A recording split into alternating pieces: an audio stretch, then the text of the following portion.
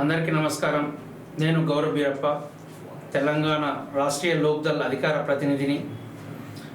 గత 8 నెలలుగా తెలంగాణ ఆంధ్ర నాయకుల మధ్య నోళ్ళల్లో నానుతున్న అంశము బనకచెర్ల. తెలంగాణ ఉద్యమం ఆకాంక్షలకు ఏవైతే ఉన్నాయో నీళ్లు నిధులు నియామకాల అంశంలో నీళ్ళ అంశము ఇంకా కొలిక్కి రాలేదు. వాటిలో ప్రధానంగా ఈ బనకచెర్ల అనే అంశము తెరపైకి వచ్చింది. గత 8 నెలలుగా ఈ అంశము మీద విపరీతమైన చర్చ జరుగుతుంది. ప్రజలకేమో అర్థం కావట్లేదు. కాంగ్రెస్ వాళ్ళేమో తన వాదన తాను వినిపిస్తున్నారు, బీఆర్ఎస్ వాళ్ళు వాళ్ళ వాదన వాళ్ళు వినిపిస్తున్నారు. ఇన్ని టీఎంసీలు అంటారు, అన్ని టీఎంసీలు అంటారు. తెలంగాణకు లాభమా నష్టమా, లాభమని ఒకడు నష్టమని ఒకడు, రకరకాల వాదనలు వినిపిస్తున్నాయి. ఇవన్నీ జనాల్లో అంత కన్ఫ్యూజన్ క్రియేట్ చేశాయి. అసలు బనకచెర్ల అంటే ఏమిటి, ఆ ప్రాజెక్ట్ ఎక్కడుంది, దాని గురించి ఒకసారి చూద్దాం. పోలవరం ప్రాజెక్టు నుంచి అంటే గోదావరి బేసిన్లో గోదావరి మీద కట్టబడ్డటువంటి పోలవరం నుంచి రైట్ కెనాల్ ద్వారా ఎక్కడి వరకు తరలిస్తారంటే విజయవాడలోని ప్రకాశం బ్యారేజ్కి తరలిస్తారు. ప్రకాశం బ్యారేజ్ నుంచి బొల్లపల్లి, గుంటూరు జిల్లాలోని బొల్లపల్లిలో 158 టీఎంసీల కెపాసిటీతో రిజర్వాయర్ కట్టడం జరుగుతుంది.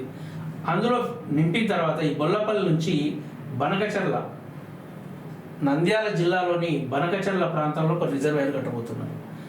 దీనివల్ల ఏమైందంటే వాళ్ళ ఉద్దేశం ప్రకారము రాయలసీమలోని కర్నూలు, కడప ఈ 2 జిల్లాలు, అదేవిధంగా గుంటూరులో కొత్త ప్రాంతము, ఈ 3-4 జిల్లాలు సస్యశ్యామలం అవుతాయి. అంటే దాదాపుగా 80 లక్షల మందికి తాగునీరు అందుతుంది, 7.5 లక్షల ఎకరాలకు సాగునీరు అందుతుందనే వాళ్ళ అంచనా.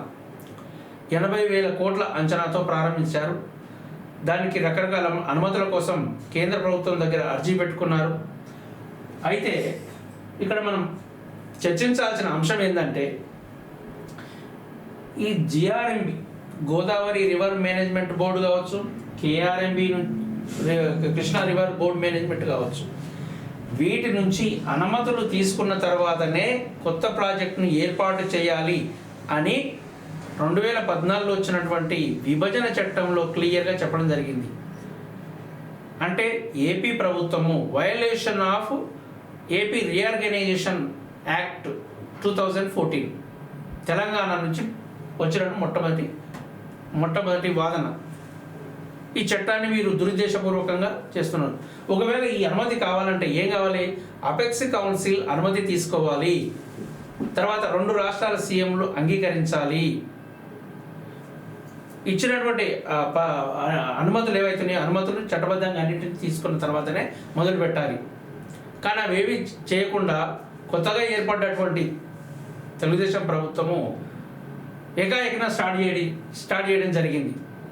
అయితే మనకు గోదావరిలో వచ్చేటటువంటి అంటే బచావ్ ట్రిబ్యునల్ ప్రకారము 968 టీఎంసీల నీరు 968 టీఎంసీల నీరు మనం వాడుకునేందుకు అవకాశం ఉంది.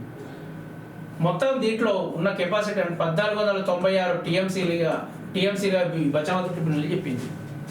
అంటే మిగిలిన 518 అచ్చలకు టీఎంసీలు ఎవరు ఆంధ్ర ప్రాంతం వాళ్ళు వినియోగించుకోవడానికి అవకాశం ఉన్నది. అంటే వర్షాలు సమృద్ధిగా పడితేనే మనకు ఈ వాటర్ అనేది లభ్యమవుతుంది. వాళ్ళ వాదన ఏంది, సంవత్సరానికి దాదాపుగా 200 టీఎంసీల నీరు సముద్రంలో పోతుంది పోలవరం అనంతరం. అంత వరద, దాంట్లో మేము ఎంత యూజ్ చేసుకుంటాము అంటే కేవలం 50 టీఎంసీల నీరును మాత్రమే ఉపయోగించుకుంటాము అని ఏపీ వాళ్ళు వాదన చేస్తున్నారు. కరెక్టే ఉన్నది. కానీ మన పైన మహారాష్ట్ర బాబ్లీ ప్రాజెక్టు కట్టింది, జయక్వాడి కట్టింది, రకరకాల ప్రాజెక్టులు కట్టింది. ఒకవేళ వర్షాలు సమృద్ధిగా లేకపోతే మన పరిస్థితి ఏంది? మనం ఏం చేస్తాము, మనకు కాళేశ్వరం కావచ్చు, ఎస్ఆర్ఎస్పి కావచ్చు, మన ప్రాంతంలో ఉన్నటువంటి ప్రాజెక్టులన్నీ నిండిన తర్వాతనే కిందికి వదులుతాము. భవిష్యత్తులో ఈ బనకచర్ల అనేది చట్టబద్ధం అయిపోతే ఖచ్చితంగా మనము వాళ్ళ కెపాసిటీ తగ్గట్టుగా మనం నీళ్ళు ఇవ్వాలి, ఇవ్వకపోతే ఊరుకోరు. అంటే ఇది అంతర్రాష్ట్ర జల వివాదాల చట్టం ఏదైతుందో ఆ చట్టం పరిధిలోకి వస్తుంది. అందులో ఉన్నటువంటి సెక్షన్ 3 ప్రకారం అంటే కేఆర్ఎంబిలో ఒక డిస్ప్యూట్ ట్రిబ్యునల్ ఏర్పాటు చేసి దాంట్లో సెక్షన్ 3 అని సపరేట్ పెట్టడం జరిగింది. దాని ప్రకారం మనకి ఎంత ఇచ్చారంటే ఈ 66:34% యూజ్ చేసుకోవచ్చు మనం. అంటే 34% అటు కృష్ణాలో యూజ్ చేసుకునేందుకు అవకాశం ఉంది, 66% ఆంధ్రలో. సేమ్ అట్లా ఈ డిస్ప్యూట్ ట్రిబ్యునల్ అనేది గోదావరికి లేదు. ఇంకోటి ఏంటంటే ఎన్ని మిగులు వాటర్ ఉంటాయి, ఎంత మిగులు వాటర్ ఉంటుందనే అంశము బచావత్ ట్రిబ్యునల్లో పేర్కొనలేదు. ఈ అంశం అందరూ గమనించగలరని. బచావత్ ట్రిబ్యునల్ సంవత్సరంలో ఇంత మిగులు వాటర్ ఉంటుందని చెప్పలేదు. అందువల్ల ఏమైంది, పోలవరం నుంచి విజయవాడకు తరలించేందుకు రైట్ కెనాల్ నుంచి వాళ్ళ కెపాసిటీ ఎంత చేశారు అని అంటే 17,500 క్యూసెక్కుల నుంచి 17,000 దాని కెపాసిటీ దాన్ని పెంచడం జరిగింది. 17,500 క్యూసెక్ల నుంచి దాదాపు 38,000 క్యూసెక్లకు పెంచారు. అంటే దాని కెపాసిటీని పెంచారు. అదేవిధంగా ఈ ప్రకాశం బ్యారేజ్ నుంచి బొల్లపల్లి ఎంత చేశారంటే 158 టీఎంసీల నీటిని నిల్వ చేసే సామర్థ్యాన్ని పెంచుకున్నారు. అదేవిధంగా ఈ బనకచర్ల వరకు తీసుకొని బనకచర్లతో పాటు ఇంకొక అంశాన్ని వీళ్ళు తెరపైకి తెస్తలేరు, కానీ నిగూఢంగా వెలిగొండ ప్రాజెక్టుకు కూడా నీళ్లు తరలించే ప్రయత్నం చేస్తున్నారు. అంటే ఇప్పుడు మనకు మన ప్రకాశం బ్యారేజ్ దగ్గరికి వచ్చేసరికి సాగర్ నుంచే నీళ్ళు పోతున్నాయి. కాబట్టి రైట్ కెనాల్ నుంచి ఎక్కువ మొత్తంలో రిలీజ్ చేసుకునేందుకు అవకాశం ఉంటుంది. దాని ఇంపాక్ట్ నల్లగొండ జిల్లా మీద పడుతుంది. అయితే వీళ్ళు ఏం చేస్తున్నారంటే, గతంలో కేసీఆర్ ఏం చేసిండు, జగన్ ఉన్నప్పుడు పిలిచి మనం కృష్ణా గోదావరిని రెండింటి లింకు కలుపుదాము, ఈడ పడవేసుకొని పోదాము, ఎంజాయ్ చేద్దాము, బేసిన్లు లేవు, భేషజాలు లేవు అన్నాడా లేదా అని ఈయనకు అనుకూలంగా లెటర్ ఇచ్చాడని వీళ్ళు అంటున్నారు. కాంగ్రెస్ వాళ్ళు మేము ఏది ఇవ్వలేదు, మొత్తం మీరే చేస్తున్నారని వాళ్ళు అంటున్నారు. ఈ లెటర్లు ఇచ్చుడు సంగతి ఏందో కానీ జనాలు మొత్తం కన్ఫ్యూజన్లో ఉన్నారు. ఎవరిని సమర్థిస్తుండ్రు, ఎవరు ఏ రాజకీయం చేస్తున్నారని అర్థమవుతలేదు. తెలంగాణ రైతాన్ని నెట్టనిలో ముంచేందుకు 2 పార్టీలు కంకణం కట్టుకున్నాయని చెప్పవచ్చు. వాళ్ళకి తెలియదా సంవత్సరంలో నీళ్ళ సామర్థ్యం అనేది గింతే ఉంటుంది, మనం వాళ్ళకు వదిలినట్టయితే మనం నష్టపోతామని వీళ్ళకి తెలియదా? ప్రస్తుత ఈ సంవత్సరంలో కూడా నీళ్ళు ఎక్కువ వర్షాలు ఎక్కువ పడుతున్నాయి. అంటే కర్ణాటక, మహారాష్ట్రలో పడుతున్నాయి కాబట్టి వాళ్ళు వదిలిన వరద నీరుతో మన ప్రాజెక్టులు నిండుతున్నాయి. మన ప్రాజెక్టులు నిండితేనే కదా కిందికి వదిలిపెట్టేది. మన ప్రాజెక్టులు అయితే ఎండబెట్టుకోలేం కదా. ఈ అన్ని అంశాలని ప్రజలకు తెలవకుండా నువ్వు లెటర్లు ఇచ్చినావు, నువ్వు ఆ చట్ట ప్రకారం అది చేసినావు, నువ్వు అపెక్స్ కౌన్సిల్కు అటెండ్ కాలేదు, నువ్వే తప్పు చేసినావు, నువ్వు గురు శిష్యుల బంధము, గురుదక్షిణగా నువ్వు ఎన్ని 65 టీఎంసీలు అప్పయిపోయినావని వీళ్ళు. ఇవన్నీ ఎందుకు? ప్రతిపక్షాలు అన్నింటినీ కూర్చోబెట్టుకొని ఉన్న రాజకీయ పార్టీలన్నీ కూర్చోబెట్టి మాట్లాడండి,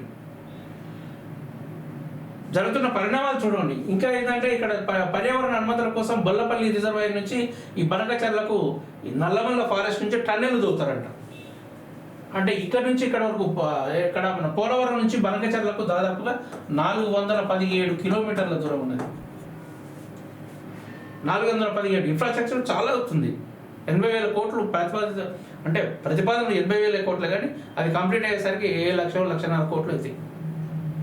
మనం కాళేశ్వరం అనుకోలేదా, 35,000 కోట్లతో స్టార్ట్ అయ్యే చివరికి ఏడైంది 1,10,000 కోట్ల వరకు పోయింది. అంటే అది వాళ్ళ ఇష్టం. కానీ మనమేమంటున్నాం, ఇప్పుడు మీరు ఈ చట్టాన్ని దుర్వినియోగం చేశారు. ఇంకా విచిత్రం ఏంటంటే పోలవరం కాడ ఈ నీటి కెపాసిటీని, నీటి సామర్థ్యాన్ని పెంచుకున్నట్లయితే మనకు మునక ఉంటుంది, భద్రాచలం మునిగిపోద్ది. అదేవిధంగా మనుగురులో ఉన్నటువంటి ప్లాంట్స్ ఏవైతున్నాయో ఆ ప్లాంట్స్ కూడా మునిగిపోయే ప్రమాదం ఉన్నది. వీటి గురించి ఎవరు చర్చిస్తలేరు.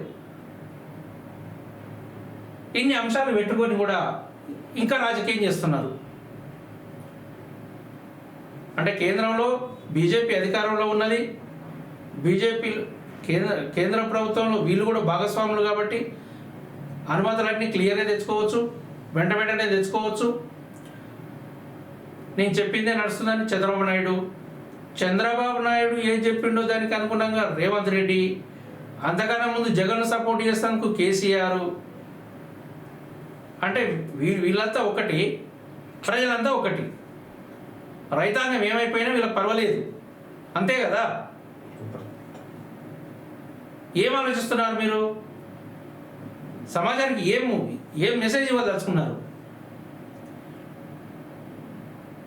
రేపు బనకచర్ల కంప్లీట్ అయింది, చట్టబద్ధత హక్కులు వస్తాయి. చట్టబద్ధత హక్కులు వచ్చిన తర్వాత నింపేందుకు ఏం చేస్తాడు?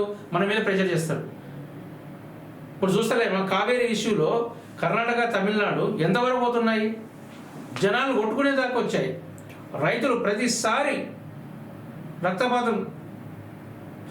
రైతుల మధ్య రక్తపాతం జరుగుతుంది. సేమ్ రేపు భవిష్యత్తులో కూడా తెలంగాణ, ఆంధ్ర ప్రాంతాలు కూడా అలాంటి పరిస్థితులు ఉత్పన్నమయ్యేందుకు అవకాశం ఉంటుంది. కాబట్టి ఆ బనకచర్లని ఆపేందుకు ప్రతి ఒక్క పార్టీ కూడా కృషి చేయాలి. లేదా అఖిలపక్షాన్ని తీసుకుపోండి, కేంద్ర ప్రభుత్వం దగ్గర మనకు జరుగుతున్నటువంటి అన్యాయాన్ని మీరు చెప్పండి. ఎందుకు మీకు బేసజాలు? తెలంగాణ రైతాంగాన్ని గురించి ఆలోచించండి. మీ రాజకీయాలు పక్క పెట్టండి. రాజకీయాలు ఎప్పుడు ఉండేటి అంటే జగన్ సంక్షేమం గురించి ఆలోచించారా మీరు? జగన్ సపోర్ట్ చేస్తూ ఆయన, చంద్రబాబు నాయుడు సపోర్ట్ చేస్తూ వీళ్ళు.